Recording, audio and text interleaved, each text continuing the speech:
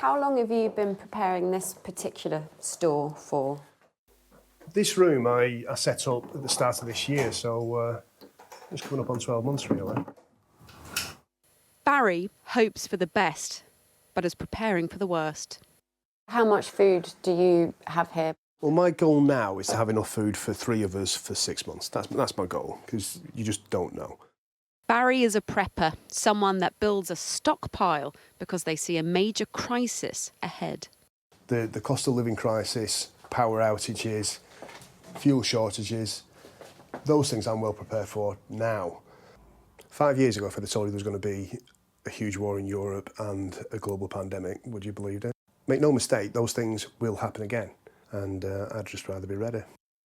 Barry's asked us not to show his identity, and in fact it's something that quite a few of the preppers we've spoken to for this report have asked of us, and it's not because they're embarrassed about what they do, it's that if there is a crisis, they don't want people to know where they live, who they are, and how much they have.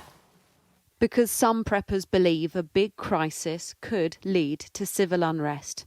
Barry's air guns are just a hobby, but he's ready for a breakdown of law and order. I feel confident that me and my sons could protect our home if we needed to.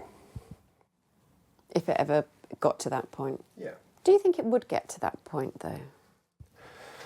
I don't think it takes a lot for people to get crazy. It really doesn't. Prepping as a movement started in the United States, but as the UK heads into a winter of warnings about power disruption, it's something more people here are doing. From a base in rural Wales, Lee Price sells prepper goods, survival kits, long-term food rations. He's never been busier. It's the what ifs. What if the electric goes off? What if I can't get heating or whatever it is? So it's planning ahead. That's all it is, really. And have you noticed more and more people are doing that now? Oh, yeah, and from every walk of life, yeah.